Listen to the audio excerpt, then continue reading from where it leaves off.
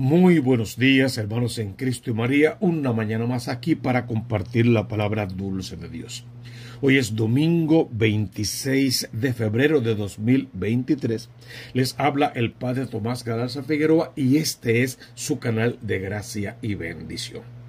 Durante este primer domingo del tiempo de Cuaresma acompañamos a Jesús en la subida a Jerusalén y nos dejamos formar por él como formó a sus apóstoles, a los cuales el Jueves Santo ordenó al sacerdocio y los colocó, mejor dicho, al frente de su iglesia para que el pueblo santo de Dios pueda conquistar el reino de los cielos. La primera lectura es tomada del libro del Génesis, capítulo 2, versos 7 al 9, capítulo 3, versos 1 al 7. Narra los aspectos de la creación en el segundo capítulo y también un poco del pecado, la caída, la tentación y cómo Dios desde el principio fue modelando el quehacer del ser humano. Este texto de la creación es muy importante, era muy leído en las sinagogas, era conocido de memoria, tanto este texto como otros de relieve, como toda la historia de Abraham y así por el estilo, y en un punto de vista escatológico. ¿Qué tiene este texto de hoy?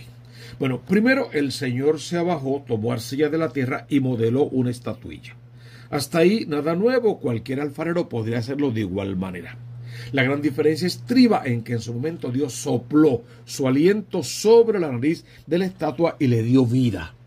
Y tenemos entonces en la creación la obra maestra al ser humano, al hombre y a la mujer creados por la mano de Dios y teniendo vida por el soplo, el aliento de vida del Dios creador, o sea, un alma, si quieres, que en adelante va a estremecer esa relación entre Dios y el hombre.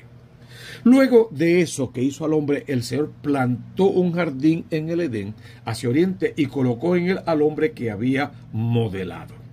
El Señor hizo que ese Edén se cultivase perfectamente, se aderezase para que el hombre pudiese ser ahí pleno y feliz, sobre todo inmortal, porque era un hombre en plena gracia. Pero en ese jardín también Dios colocó muchos animales, muchas bestias, muchas cosas, y entre ellas una serpiente que la palabra afirma que era el más astuto de todas las bestias del campo que el Señor había creado. Dios le había dado al hombre y a la mujer una orden que podían comer de todos los árboles del jardín, pero que no podían comer del fruto del que está a la mitad del jardín, porque si comían de ese árbol sin duda habrían de morir. No comerás ni lo tocarás, de lo contrario morirás. Mientras Dios dio esa orden terminante desde la verdad al hombre y a la mujer, el demonio, siempre mentiroso, el padre de la mentira, viene a cambiar esa verdad por una gran mentira, pero disfrazada de verdad, y la mujer cayó en esa tentación. Es cierto que Dios no te permite comer de ninguno de los árboles. No, eso no es cierto. Podemos comer de todos menos de este, porque si lo comemos moriremos.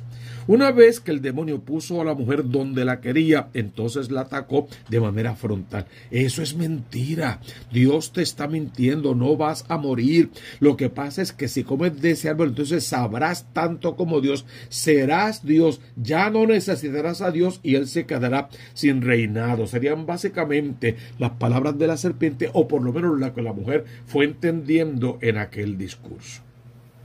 La mujer se dio cuenta que aquel árbol era bueno para comer, era apetitoso, era atrayente a los ojos y deseable para lograr inteligencia. Así que, engañada por el demonio, poniéndose de espaldas a Dios, creyéndole a la mentira y abandonando la verdad, cogió del fruto y se lo dio a comer al hombre. Desde entonces el pecado es comunitario, afecta a toda la comunidad por igual.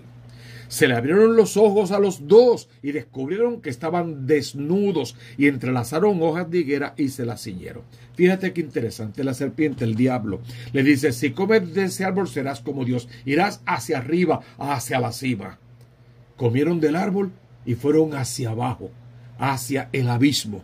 Notaron su desnudez, su pobreza, su miseria, su pecado, su desobediencia, su maldad. Notaron la porquería, el escombro en el que se habían convertido. Y lo primero que tuvieron que hacer fue conseguir hojas para tejerlas a fin de poder cubrir su pecado, cubrir su desnudez. Lo próximo fue esconderse. Cuando escucharon los pasos de Dios, se escondieron en el jardín porque supieron que estaban desnudos, sintieron vergüenza y se escondieron. El diablo le prometía la cima, lo más alto, y con el pecado llegaron a hundirse en lo más bajo, y eso no ha cambiado hasta el día de hoy. Todas las promesas del demonio vienen de la mentira y nos arrastran al abismo de la infelicidad, de la total pérdida de la gracia, y por ende nos colocan de espaldas a Dios, ya no como herederos del reino de los cielos, a no ser que comencemos a trabajar con todas nuestras fuerzas para alcanzar esa promesa. De ahí que el Salmo 50 responda: misericordia, Señor, hemos pecado.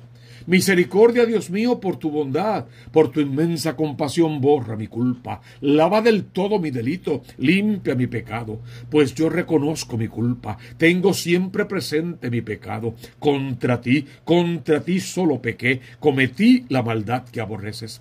Oh Dios, crea en mí un corazón puro, renuévame por dentro con espíritu firme, no me arrojes lejos de tu rostro, no me quites tu Santo Espíritu, devuélveme la alegría de tu salvación, afiánzame con espíritu generoso. Señor, me abrirás los labios y mi boca proclamará tu alabanza.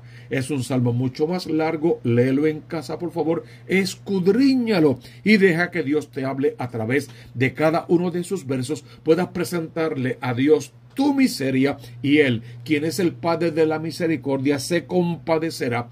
Tus pecados serán perdonados y entonces te pondrás en vías de escalar el reino de los cielos.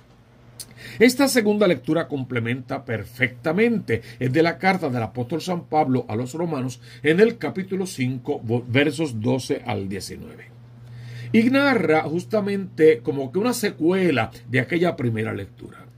Así como por un hombre entró el pecado en el mundo, entiéndase Adán, y por el pecado la muerte, o sea, perdieron la gracia completamente, y así la muerte se propagó a todos los hombres porque todos pecaron.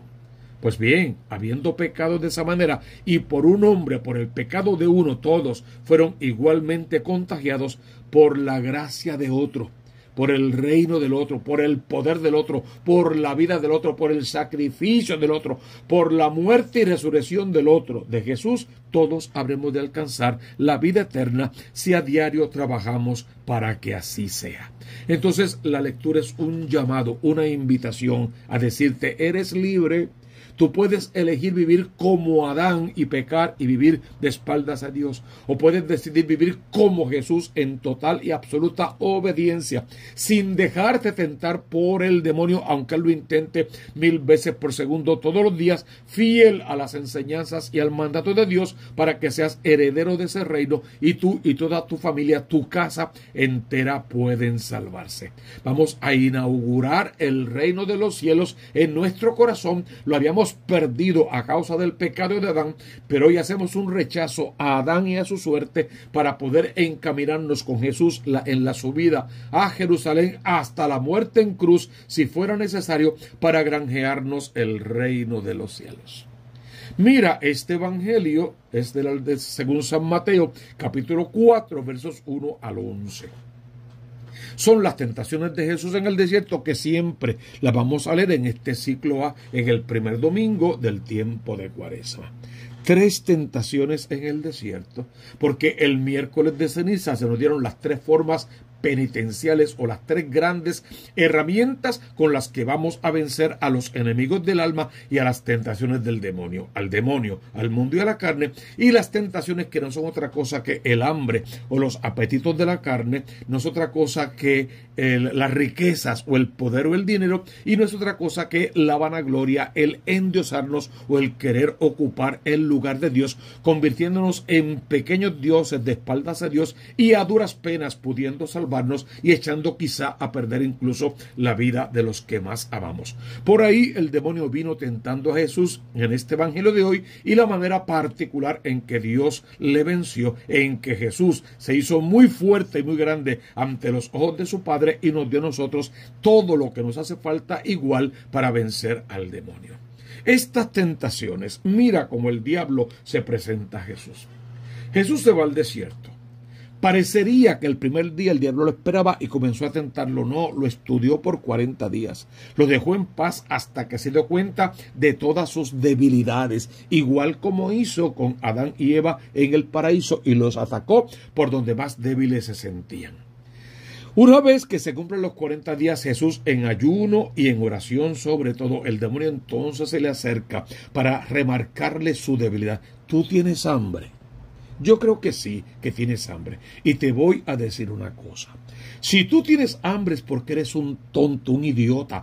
Tú eres el Hijo de Dios, supuestamente. Tú eres Dios mismo. Y para Dios nada hay imposible. Basta que tú le digas a esas piedras que se conviertan en pan y ya se acabó el hambre para ti y para muchos más. No pases hambre sin necesidad. Tú eres el Hijo de Dios. ¿Cuál es el problema de esa tentación? Que eso es cierto, que el demonio decía la verdad, pero su verdad preparaba a una gran mentira, a la hecatombe. Usa tus poderes divinos para que puedas vencer tu condición humana sin Dios. Sería más o menos la idea. Tú eres Dios, no pases hambre. Si el demonio hubiese hecho si Jesús hubiese hecho lo que el demonio decía, hubiese terminado con su hambre. Pero hubiese también dejado al mundo con hambre de Dios, con hambre de redención, con hambre de salvación. El demonio quería que Jesús atendiera a su necesidad particular, privada, y olvidar el plan de Dios. Que calmara su hambre y olvidase la redención de los hombres. Que hiciera un acto por sí mismo, para él no sentir hambre, tristeza o lo que fuera, y dejase a todos los demás sin un plan de salvación. El egoísmo es la característica principal, y Jesús, entendiendo perfectamente eso y sabiendo que lo que el demonio decía en apariencia era verdad, se quedó del lado de su Padre y le dijo al demonio: tú tienes razón, pero no solo de pan vive el hombre, sino de cada palabra que sale de la boca de mi Padre, y la palabra por excelencia que sale de la boca del Padre Dios para nosotros, ¿cuál es? Jesús. Ese día Jesús nos está diciendo: el mejor alimento que pueden recibir es mi cuerpo y mi sangre, o sea, la Eucaristía. Cualquiera que diga creer en Dios de verdad y servirle con amor y no se esté sirviendo a sí mismo, imposible que esa conversión y ese trabajo tenga éxito espiritual sin comerse en la Eucaristía al Cristo que vive, para poder decir con San Pablo: no soy yo quien vive, es Cristo quien vive en mí. El demonio quiso tentar a Jesús por el hambre y los apetitos de la carne, y el demonio le dijo: Jesús le dijo: no, yo quiero que el mundo se alimente con mi cuerpo y con mi sangre, y con ello alcancen la vida eterna. La segunda tentación es muy particular. Si eres hijo de Dios, tírate abajo, porque está escrito: ha dado órdenes a sus ángeles acerca de ti, y te sostendrán en sus manos para que tu pie no tropiece en la piedra. Piénsalo. Si Jesús hubiese pensado: es cierto, yo puedo tirarme de aquí abajo y no va a pasar nada, una legión de ángeles me va a sostener. Eso es verdad. Si lo hubiese hecho por el espectáculo del momento, hubiese convertido a un montón de gente. Pero otra vez, no estaría obedeciendo a Dios, sino al demonio. No estaría haciendo una voluntad salvífica, sino una voluntad egoísta. Se estaría entregando a la voluntad de aquel que solo quiere que se tire abajo como una tentación para jugar con su humanidad y con su divinidad, y por ende con la salvación de todos nosotros. Jesús hizo la gran diferencia entre la voz de su Padre, que lo mandaba al desierto a tener penitencia real, a orar con poder y a prepararse para el más grande sacrificio, y la voz del demonio, que lo quería todo fácil y todo inmediato, pero sin promesa de vida eterna. Fíjate un detalle: el demonio está tentando a Jesús desde la palabra de Dios, con textos reales, entresacados, mal interpretados. Es un texto sacado de contexto, que es el mejor pretexto que tienen muchos para desconocer la palabra de Dios y utilizarla a sus antojos. Y cuando la palabra es utilizada al antojo del que la predica, no es palabra de Dios, no es palabra de salvación. El demonio va a tentar a Jesús desde la palabra de Dios. Entonces, mucho cuidado con aquellos falsos profetas que vienen disfrazados tratados como corderos mansos, dice Jesús, pero son lobos rapaces. No le creas ni aunque venga un ángel del cielo y te proclame un evangelio distinto del que ya se te ha proclamado. También está escrito, responde Jesús, no tentarás al Señor tu Dios. Y Jesús hizo que prevaleciera la palabra, el mandato de Dios, su propia divinidad y la promesa de salvación para todos los hombres. El diablo no se dejó. Fíjate que primero insinúa una tentación con aquello de que si tienes hambre, como una insinuación. En la segunda tentación va más profundo y ya va tocando algunas fibras de su divinidad. Pero en la tercera tentación se fue con todo, descaradamente, ya no tenía nada que esconder. Y mira esta tercera tentación. De nuevo, el diablo lo llevó a un monte altísimo y le mostró los reinos del mundo y su gloria. Y le dijo, todo esto te daré si te postras y me adoras. Mentira. Tú no puedes dar lo que no es tuyo. Y todo eso no le pertenece al demonio. Todo eso le pertenece a Dios. Y solamente a Dios. Por lo tanto, ya partimos de una mentira terrible. Todo esto te lo daré si te postras y me adoras. O sea, si me colocas a mí en el lugar de Dios.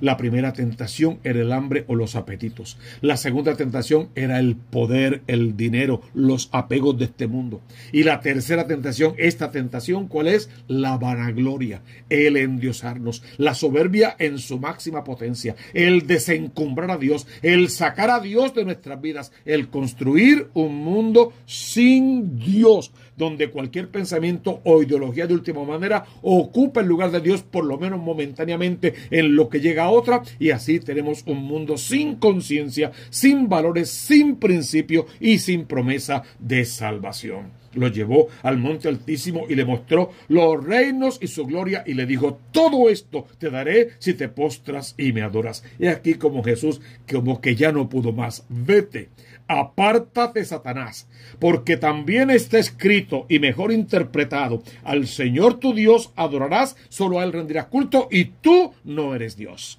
Eso nos toca decirle al demonio, al mundo y a la carne y a cualquier otro Dios falso, a cualquier forma de idolatría y a cualquier engaño del demonio, no importa cuál sea la filosofía de última moda o la última anécdota del mundo moderno, que lo que hace es inventando dioses falsos y maquinaciones para intentar arrancar del corazón del hombre la verdadera fe y llevarlo a un mundo sin Dios. El diablo se fue, lo dejó, se alejó, pero dice que los ángeles vinieron a servirle. Y es la idea del evangelio, que tú y yo podamos ser servidos, porque en este mundo nos la pasamos sirviendo a los demás, atendiendo necesidades, llevando a la gente a Dios, no equivocándolos en el camino.